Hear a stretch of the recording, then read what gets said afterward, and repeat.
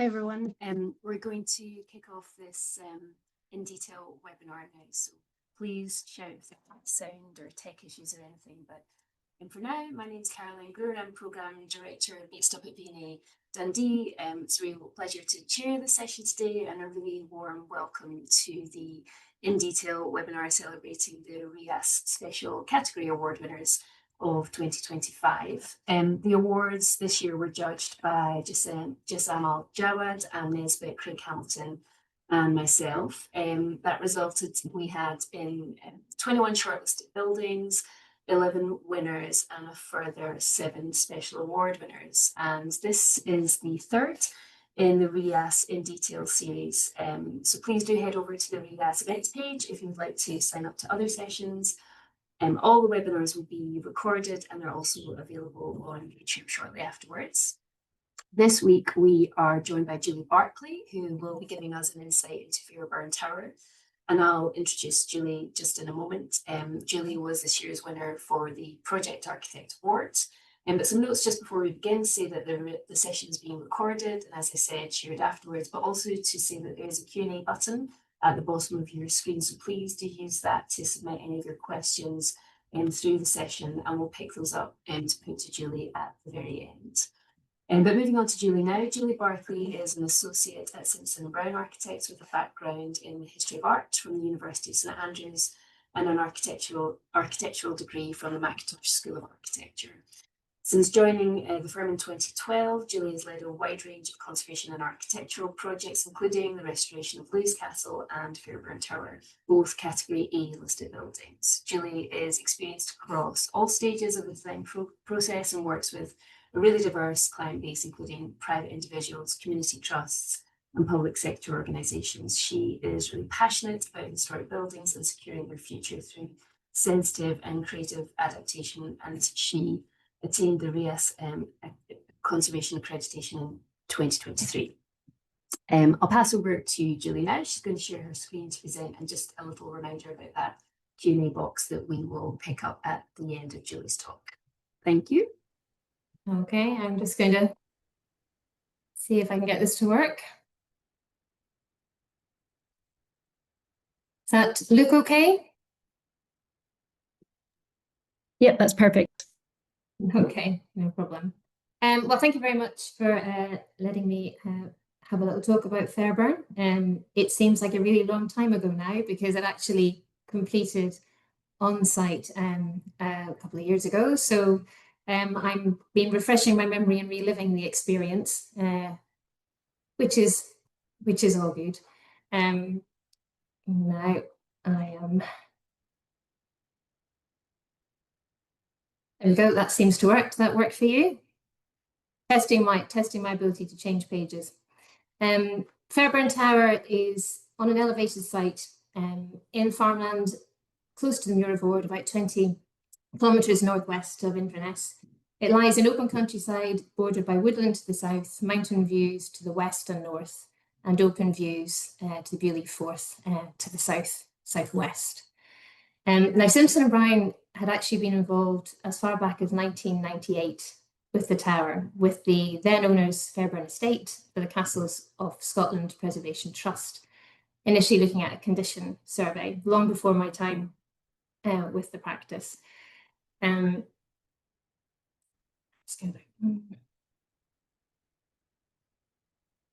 Sorry, I'm just going back a page.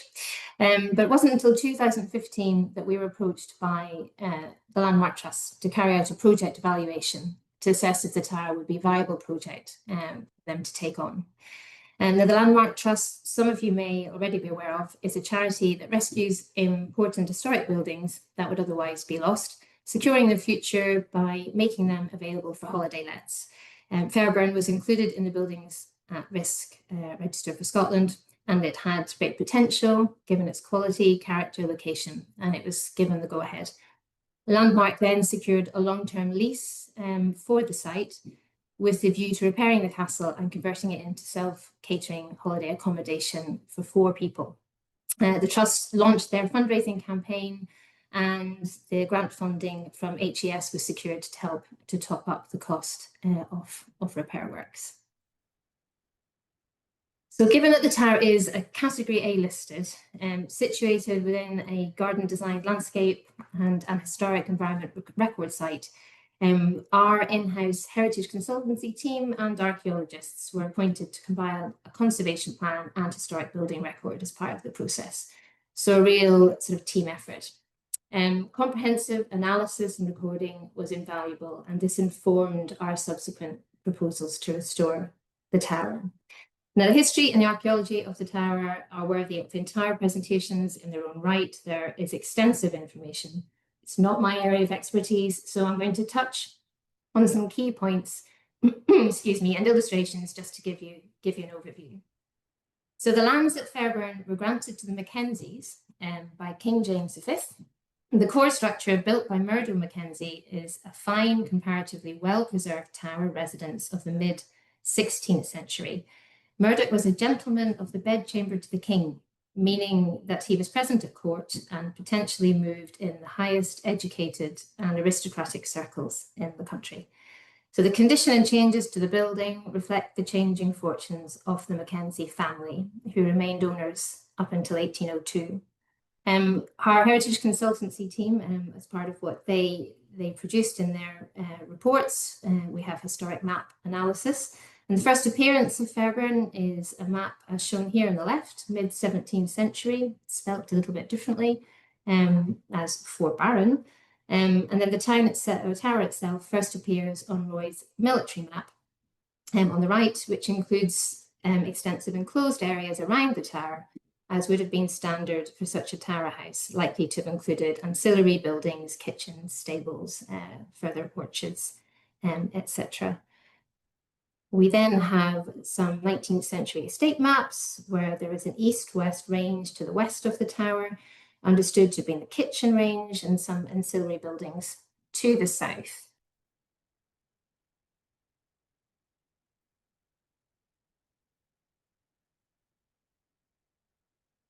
And then when you move a little bit further on, by the time of the first OS map, sort of late 19th century, the tower is actually labelled as a ruin, and historic photographs show the thatched range to be occupied, but obviously there's no more roof, and it's no longer, the main tower is no longer occupied.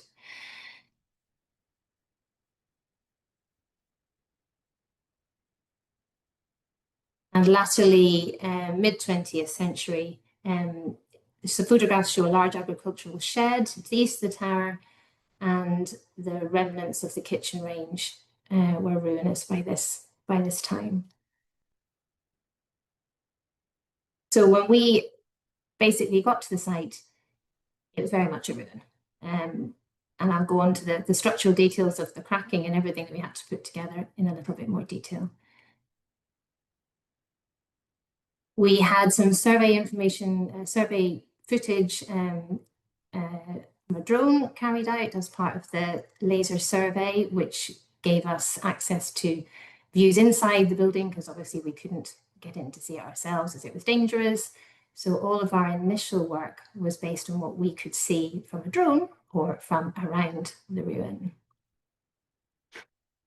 So as part and parcel of what we did, as a practice, we produced a lot of different drawn information in different forms to get us to the stage of designing and restoring the tower. We have the archaeological phased drawings. The team produced rectified photographs, which you can see here on the left. So just using photographs, they have the software and they have surveyed information, put them together with their visits to site to produce really beautiful, detailed phasing drawings. And this gives us an idea of the historical development of the tower. So you can sort of see from the shading here, the lighter browny shades are the earlier shades, mid sort of 1600s onwards, and then towards the top you have the darker grey mid 17th century later work. So in the early 17th century, significant reordering was carried out to improve accommodation and functional amenity.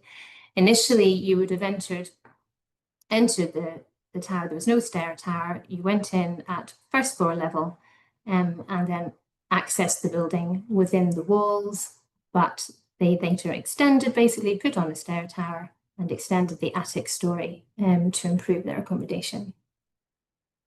Now, John Sanders, who's a partner who's been involved in the project for a long time, put a little bit of a sketch together to show what might have been based on the information we have and other similar towers elsewhere that are surviving.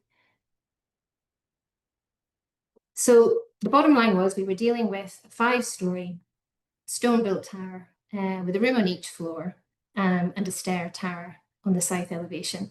So only the exterior stone walls and the vaulted cellar remained. We had the potential to develop the adjoining kitchen range to think about as well. So the stone structure of the tower was largely intact, but in poor condition with particular loss of stone at the wall head level. The stone stairs had been removed, and the most alarming structural crack, which was in that photograph previously, was what we had to really address as a matter of urgency. There were temporary steel supports in place over the main entrance, and access, as I said before, was limited. In terms of the actual size of the building, the tower is nearly square in plan. It's only approximately 8 meters by 8 meters, with numerous recesses and features, which are sort of evident in the plan. There are little wall recesses which housed a variety of little places to put sacred or special valuable objects. They're called ombre cupboards. We have old guard robes, little rooms carved out of the wall thickness, often latrines originally, and windows in deep recesses. So a lot of character within the irregularity, but effectively one chamber per floor.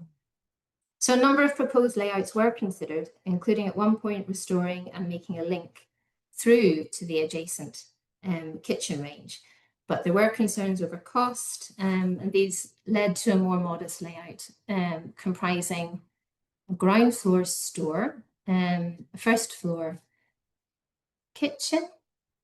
Now, you basically, when we say the store, it is at ground level. It is called a sort of cellar, but it is at ground level. You come in the stairs, you go up to the main entrance at kitchen level.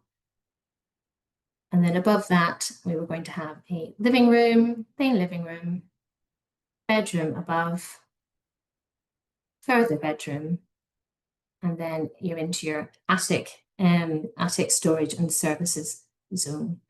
The bathroom and shower room, we had a bathroom, sanitary facilities within each bedroom, but they were designed as little timber clad pods stopping short of the ceilings to preserve the integrity and proportions of the one room per floor arrangement. We decided to consolidate the adjacent kitchen range instead of converting it into accommodation and making it into an outdoor space for guests. Section is probably quite a helpful drawing. It was helpful for us as we were trying to work out exactly what we were dealing with in terms of access and layout opportunities. Now, Narrow Associates, conservation accredited project engineers who we've worked with a great deal, were in charge of solving the problem of the missing staircase. So originally the stone turnpike stair, which would have been, the construction had been robbed from the building many years previously. And that was largely the problem behind the structural failings of the stair tower, which was coming apart in itself and coming away from the tower. So Narrow's at early doors proposed an in situ reinforced concrete stair to effectively stabilize the stair tower and tie it back to the main tower. So the overall aim was to restore the tower externally and internally to its appearance following the early 17th century phase of improvement.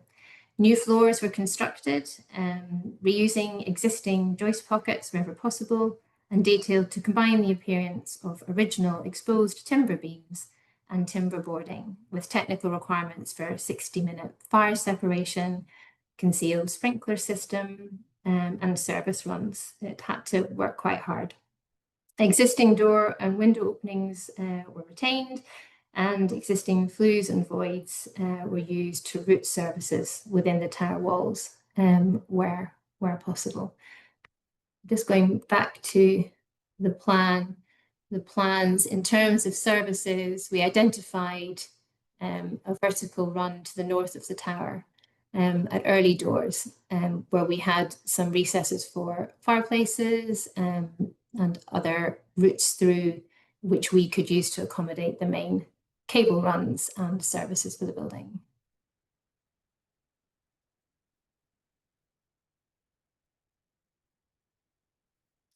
So this photograph was taken looking from the north back towards the site.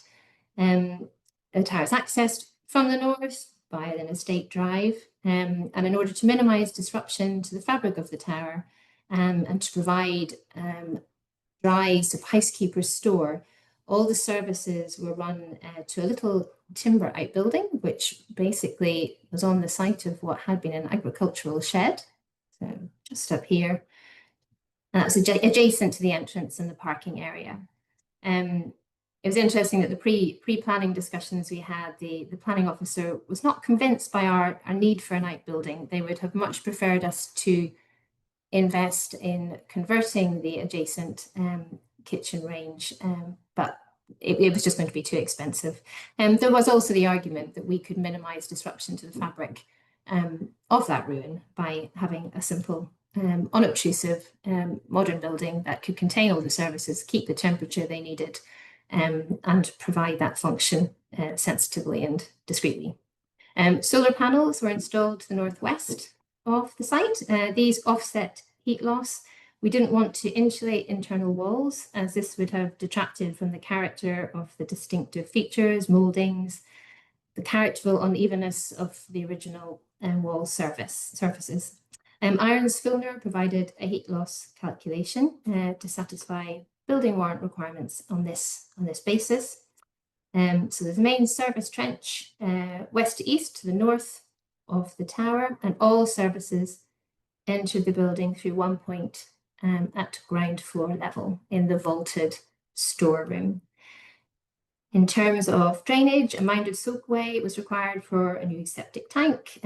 Very poor, heavy clay, poorly draining site. So that was quite a major intervention.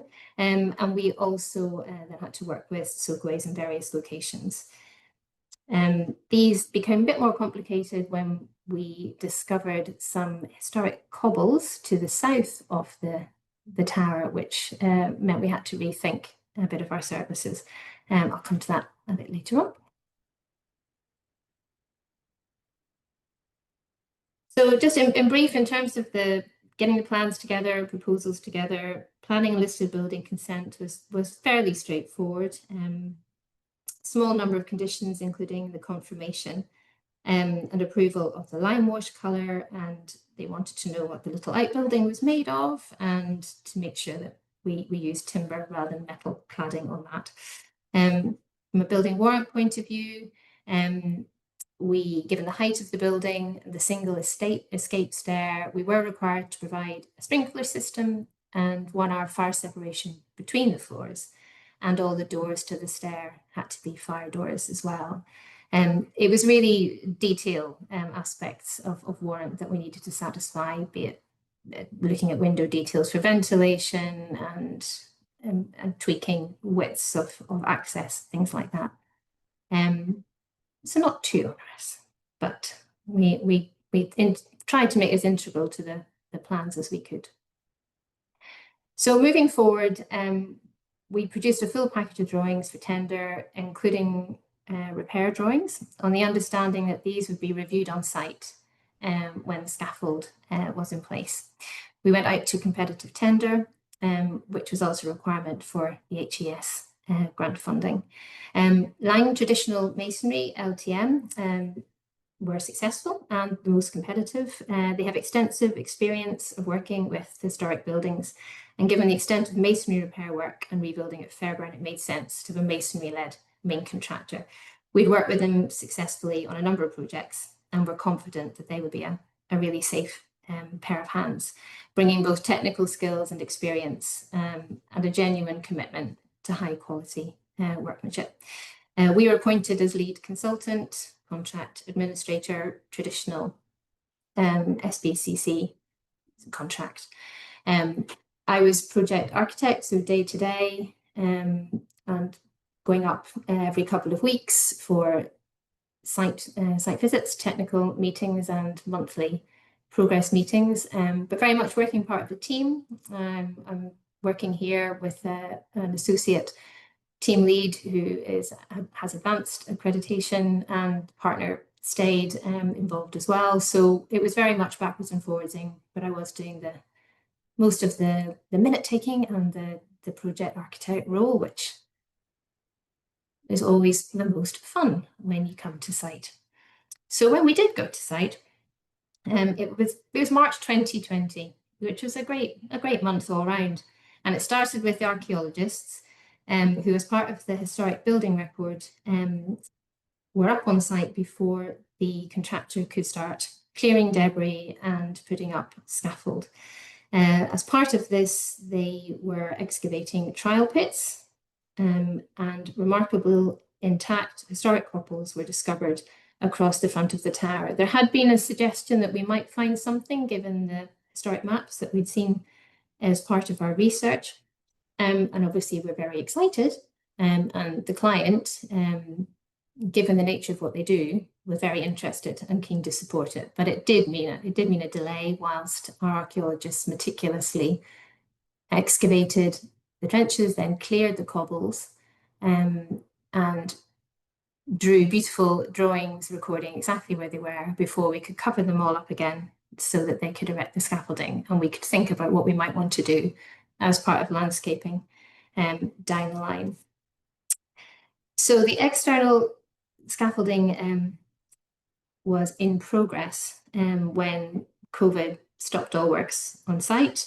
Scaffold was made safe and the site was secured.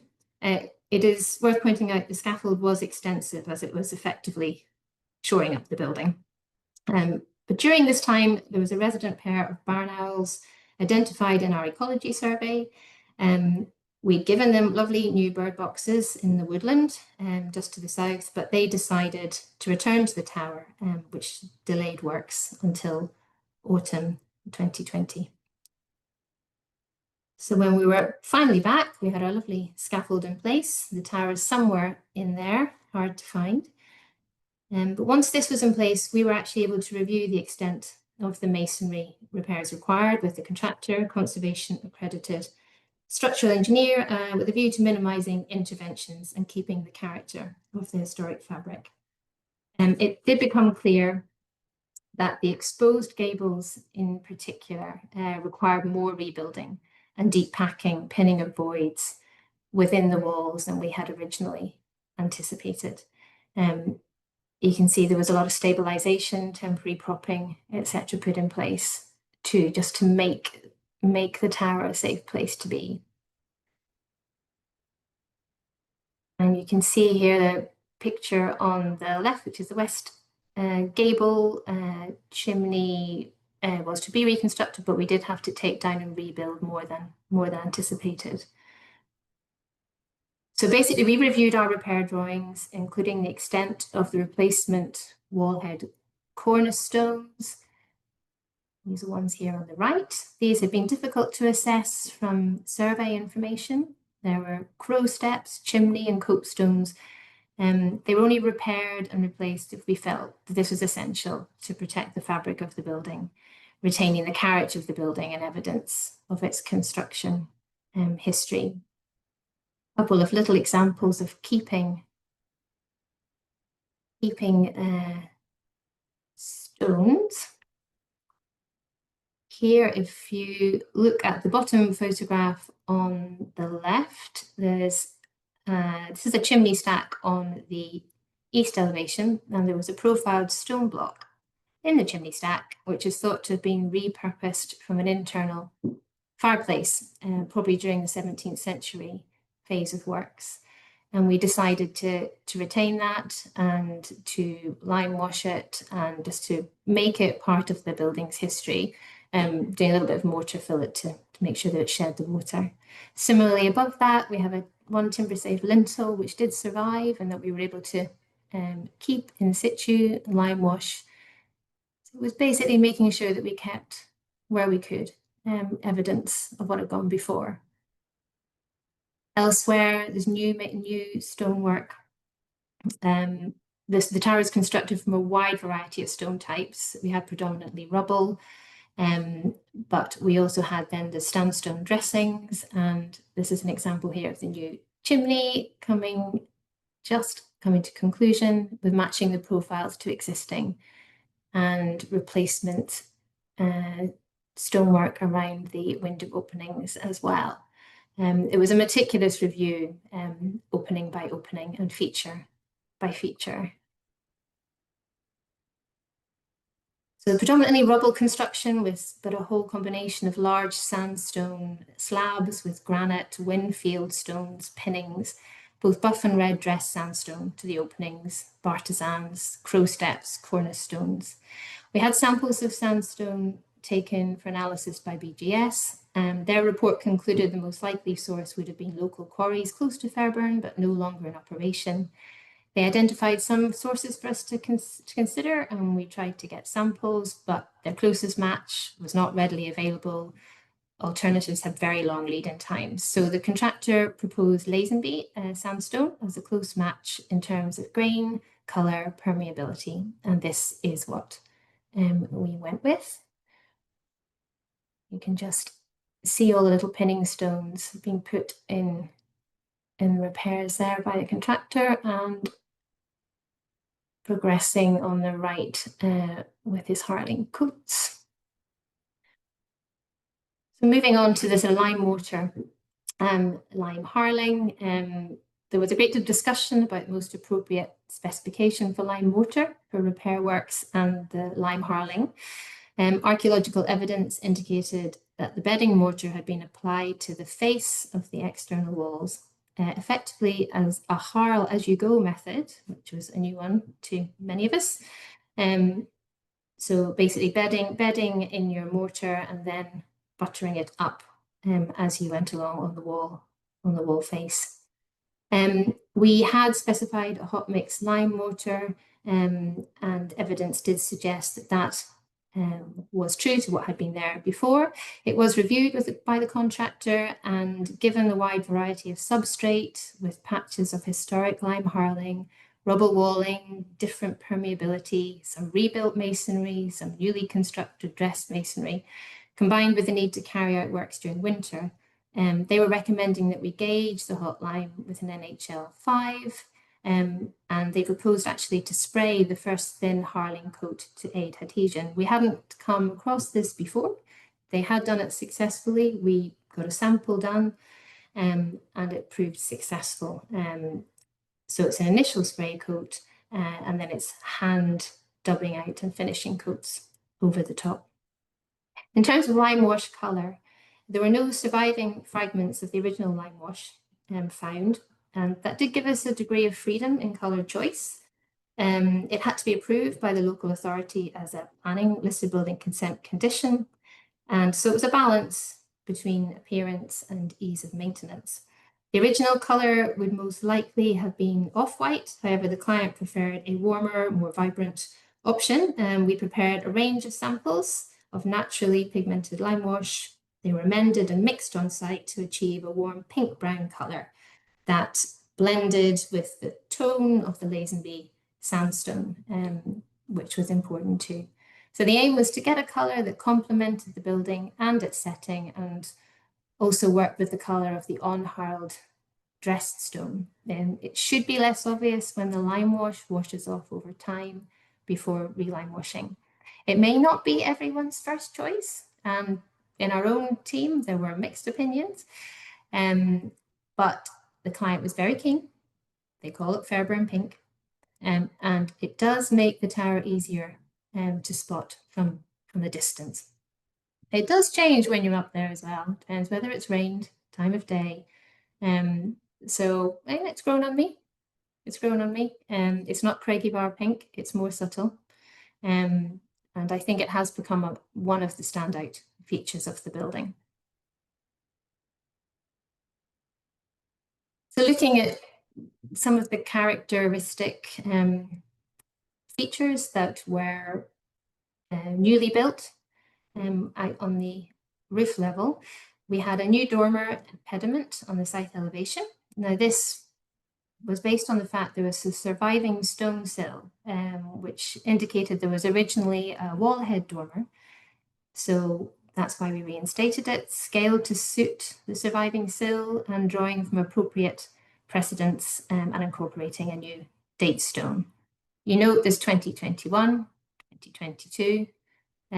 We did this sketch the end of 21. We didn't want to be overly optimistic. And Andy, our stonemason, bless him, he did wait until there was absolutely nobody on site. I went up, I think, on a Saturday to make sure there was no one to disturb him when he did it. He didn't want to get it wrong. And actually, the two looked better. So 2022 it was.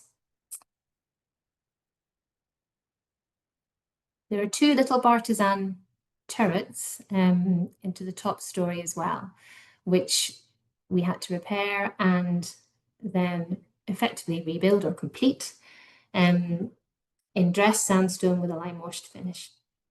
Now every day on site was a learning experience. We had detailed the whole bartizans, including a little ball finial to go on the top in lead. But we had to specify exactly how big is it going to be. And when we were there was a difference of opinion, and the trust were concerned that it wasn't big enough. And then I realized that I didn't know very much about footballs and they come in different sizes. So the slater suggested we use footballs. And so next time I went onto site, Andy in the middle there, who's our site manager, had 3 different footballs for us to hold up and test and photograph from afar to see that we could gain approval from the client. So I think the blue one was the winner in the end, which was good. And there we go. Quite a feat of joinery to get the tapered sarking, the little conical roofs, which were completely new, as obviously the new roof to the tower as well, all in traditional diminishing natural slate with the lead finials. You can also see there just the little lead ventilation vents. We also had access vents for bat boxes because we weren't satisfied that we just had owls to deal with. We had bats to house as well. Roof works included traditional slate with stone ridge stones and lead flashings. We had to review our lead details carefully on site. Inevitably, there were changes to be made when available space wasn't there to do the traditional or standard detailing.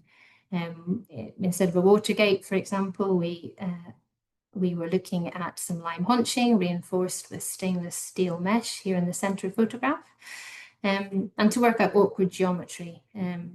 On the left there, we had little bits of new roof to deal with in lead as well. Rainwater goods, simple, robust cast iron, bespoke gutters to the bartizans and little lead hoppers as well, all made by the lead plumber on site. So once we had basically done the external work, there was an internal scaffolding to do internal works and to progress with the repairs internally. That included removing vegetation, steam cleaning. There was a lot of clearing out to do. In the main spaces, brick was covered over with lime plaster to give a seamless finish when we were looking at our repairs. I'm going to just run through some of the interior spaces from the lower level upwards and just talk through some of the qualities of the space and what was done internally. In the vaulted space at ground floor level, it was very much left as we found it, but tidied up. We had to deal with the incoming services, which you can see down the bottom left-hand side. There had been talk initially of Landmark using the space to play billiards in, which I think would have been interesting. It was quite damp. We just tidied it up. We tried to make the ground slightly less dangerous. It is accessed by a little staircase within the walls from the kitchen above. And it's a really interesting space. There's archaeologically remnants of an old pistol timber with a hole in it for turning a gun through the gun ports. So it's been left to be experienced by guests if they wish, rather than being a usable space.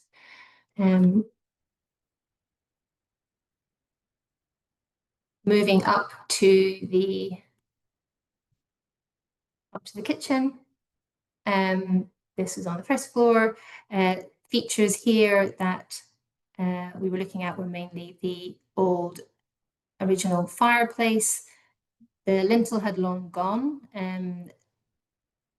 You can see here that we made different decisions depending on the location as to how much we would intervene and how much we would leave.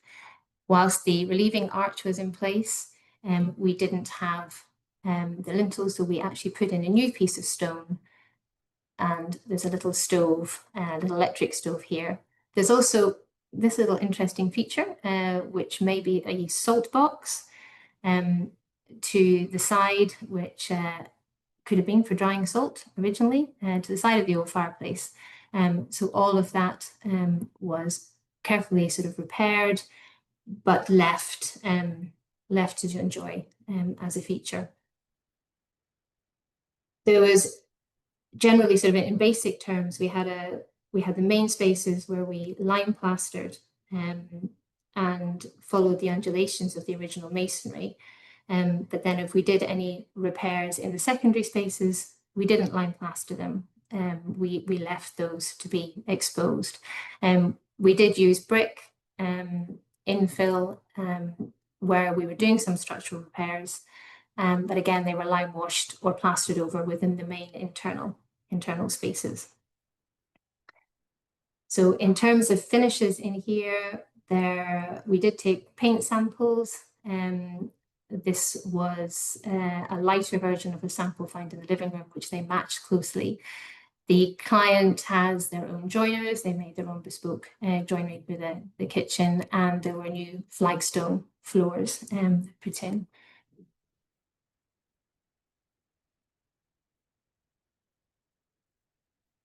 Just another view. Moving up to the main living room space above. This is the main room, and the client was very keen for this to be a celebration of the status of what the house would have had at its height. So they commissioned Paul Mowbray, who is a decorative painter, to come and do a bespoke decorative scheme on the ceiling, incorporating motifs which included owls and jackdaws, which were also trying to get into the building, and tell us a particular story, a new layer of history for the building. In terms of the actual repairs and the nitty-gritty, if you look over to where the arches are on the right-hand side of the picture, where the wall window recesses are, we can see here that we had brick repairs to the arches, which were then sweetened in with the masonry and lime plastered over with a lime wash finish. So you can kind of appreciate the transformation when you look back to the photographs showing what we were dealing with initially before the floors were put in. Gives you a real sort of sense of how things moved on. It was hard to see when you were working inside with scaffold tower initially, which didn't necessarily line up with the floor levels and was a bit disorientating. And it's only now when you really look back, you appreciate the steps taken. And it's just the ceiling in a bit more detail.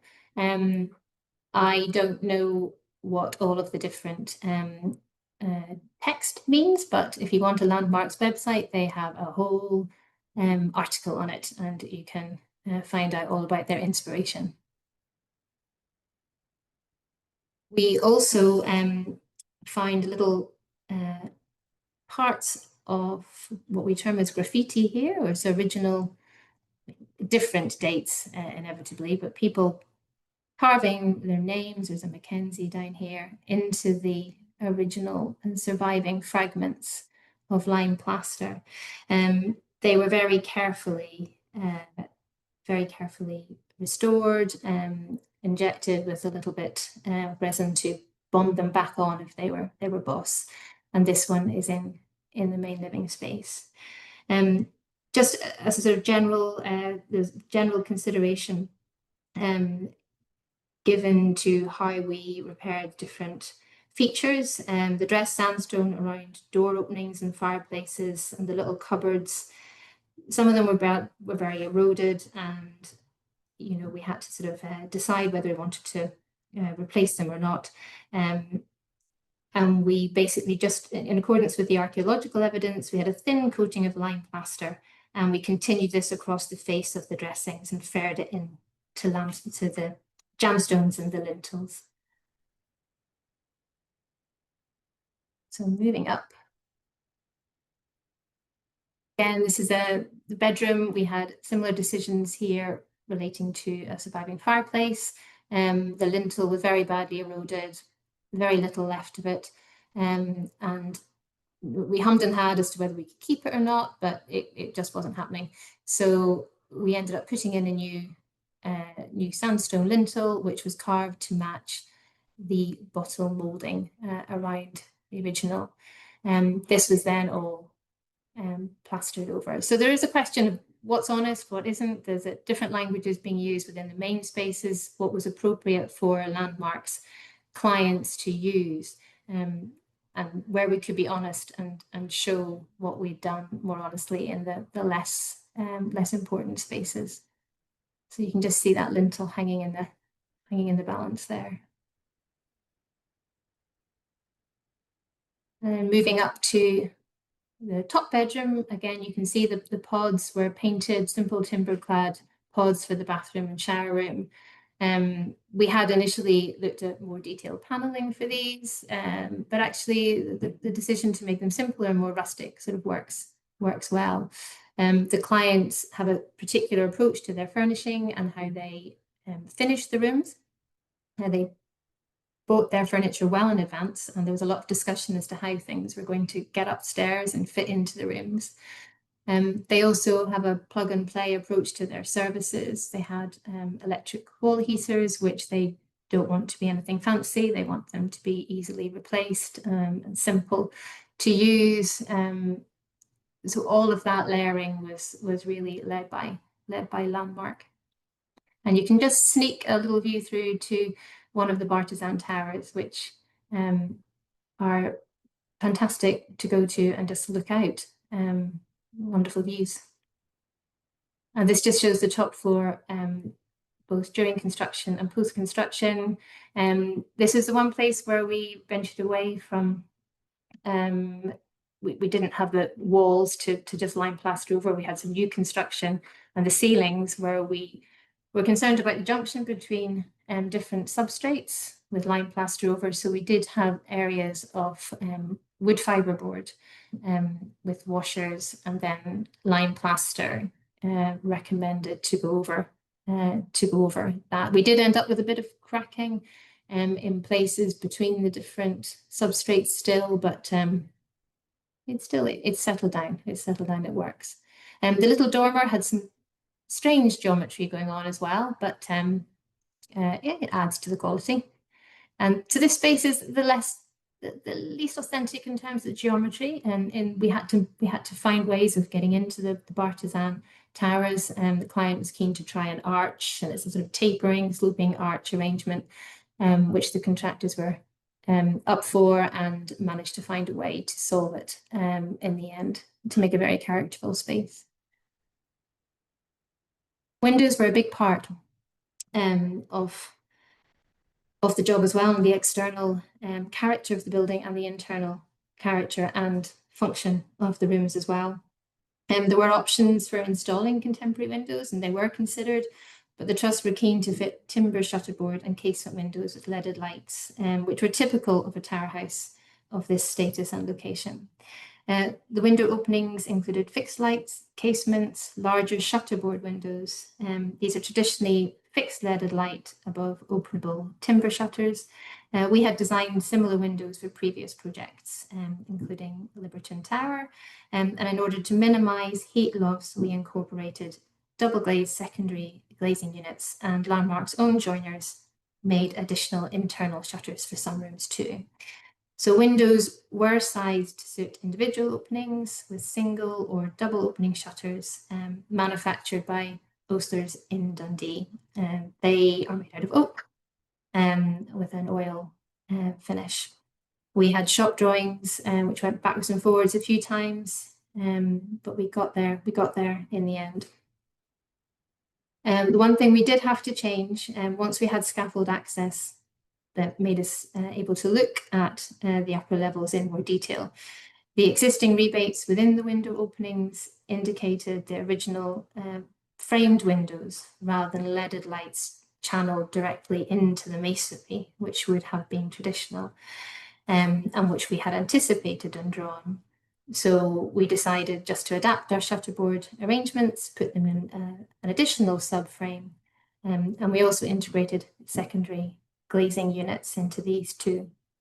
So they're working quite hard, these windows. They're doing work for ventilation and thermal resistance too. And we also at times had to add little bars for building control when the sill was too low. But they've been successful. They've settled down. They were a bit stiff and a few stuck to start with, but now it's good to see that they have settled. We resisted the urge to ease too many of them in case they became too loose, and I think they add a great deal to the rooms. This is just an example of one of the drawings that we produced for the windows.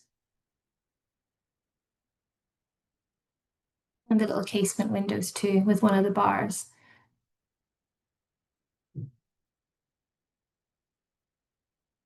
Ecology just kept going.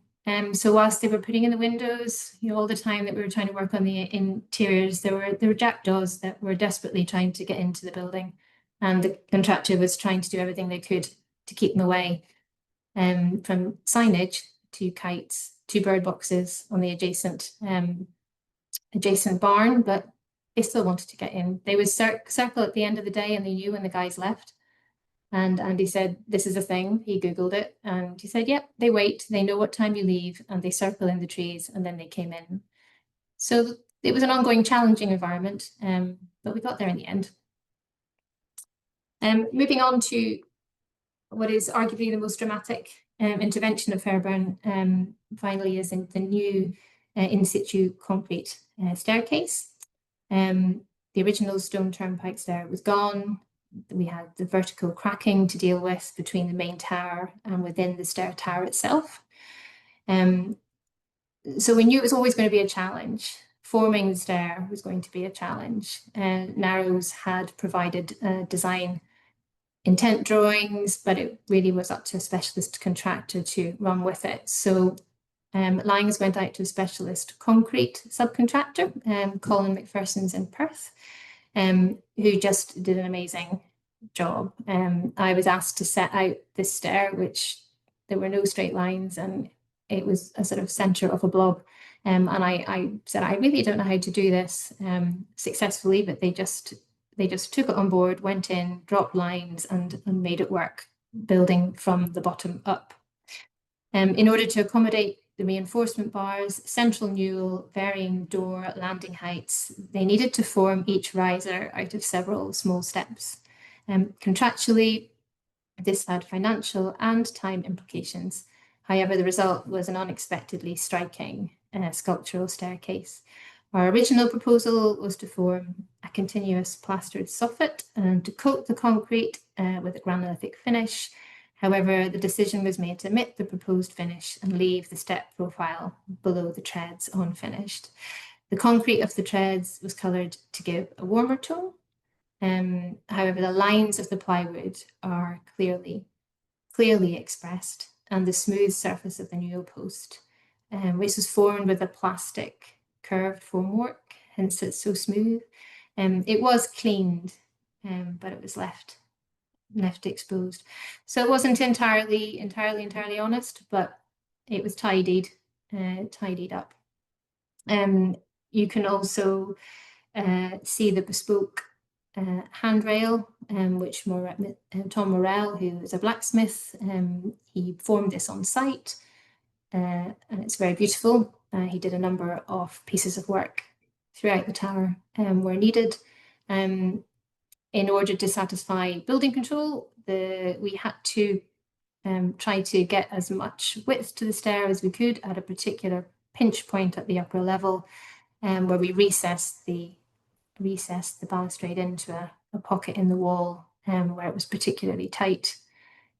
So it's very much a crafted piece of work, and an exceptional way to overcome the challenge. And I think that Landmark really went on board with it, and are celebrating the fact that they've done something so contemporary within this context. The walls were also lime washed rather than plastered, which also gave you a little bit of space. And just at the top of the stair tower then, we also had the holding down straps, which were blacksmith made. So a collaboration there between the blacksmith, structural engineers, and working to pull it all together. I particularly like what the contractor called the smiley lintel, which he uncovered at early doors, which you can just see in the photograph on the right-hand side there. That we think it was another repurposed stone, possibly from a Bartisan Tower stone, which found its way up. So moving away from the tower, we ended up just consolidating the ruin beside the tower, and it has become a usable, quite enclosed little garden space actually, with gravel and turf capped wall heads. It's good sheltered space, which is beautiful.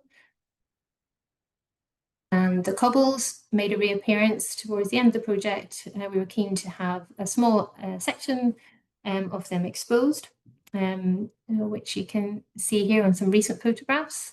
Very low-key approach, keeping things as natural as possible to the garden space. Although there was discussion about high heels and stilettos and cobbles at one point. Don't think the vast majority of landmarkers turn up with that kind of footwear. So just some before and after photographs. I guess just underscoring the achievement, which is pretty remarkable. And again, the view from the north. We went along, part of the design team here. Linda beside me was the client representative, who is no longer with Landmark, but she was a huge part of this project. She is a SPAB scholar, architect. Discussions were always robust and involved many people on every level when making a decision about a conservation choice. But it was very much a collaboration. Steve Wood there from Narrows, and Tom, our very own archaeologist, clutching champagne, as he does. So part of our team. That was at an open day just following completion, where some of the donors were invited to come and have a look around. So this is for the end of, I hope that's a bit of a run through as many features as I can. I hope it gives you a flavour of the achievement. My final picture with my cake was the fact that I did have a special birthday at some point in this project, and I have a very gifted colleague who made that cake, which she needs to make a new one now. Thank you so much.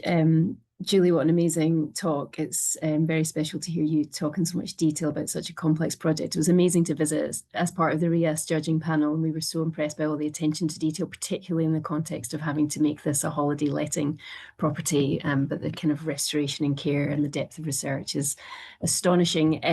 The cake, though, is equally impressive at the end. We only have a couple of minutes actually, and we have had quite a few questions unsurprisingly, so perhaps I can just really quickly fire, we can treat it like a quick fire question situation, if that's okay, so we can try and get through them. Some of them you've talked to a little bit as you've gone, but Norman Mackenzie's asked how you managed to get permission to use materials like concrete on the construct of the Newell stair. I think initially the planners had raised concerns about concrete. It was very much structurally led. We also needed something that was not combustible. So yes, we could have looked stone. Our contractor right up to the very end really desperately wanted to put in stone, but it just wasn't going to satisfy the structural tying in. It gone beyond that, and it needed to work together so homogeneously with the reinforcement. That got us to Mackenzie, could be related, Norman. We have a couple of quick questions. I'll go to them first. How did you manage to meet current building regs in all areas, or did you get many dispensations due to A-listing? Not many dispensations.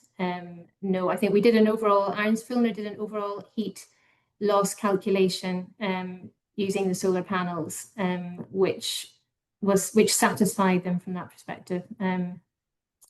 Other ventilation, we had to add extra bits of ventilation from some of the little round windows through internal doors where we weren't getting enough from our windows. We had to find ways to get air in. To be honest, we met most of it.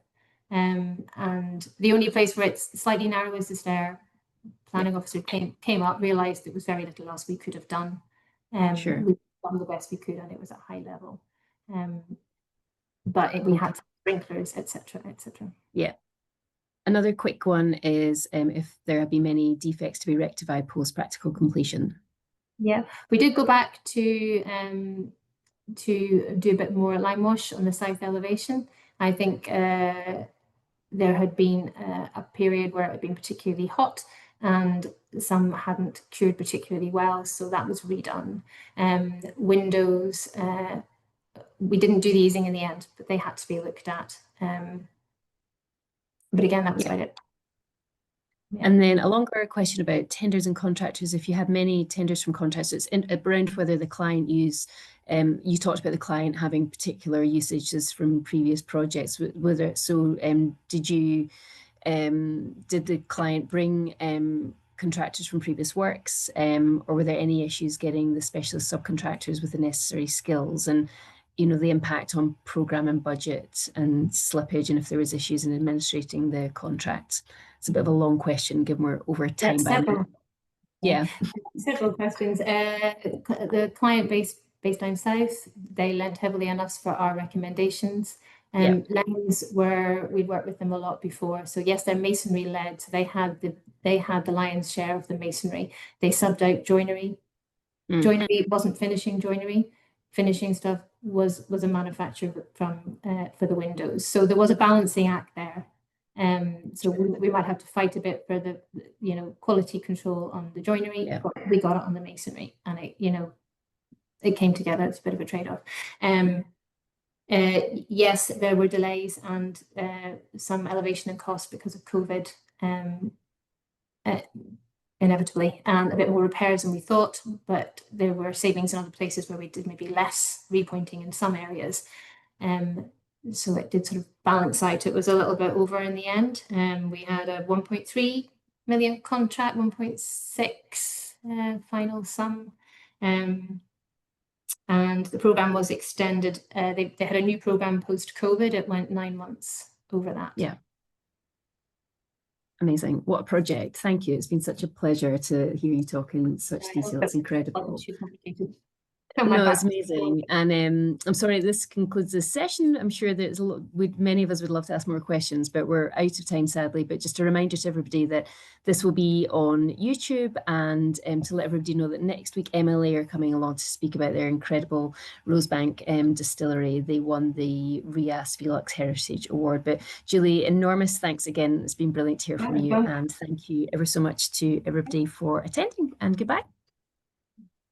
Thank you.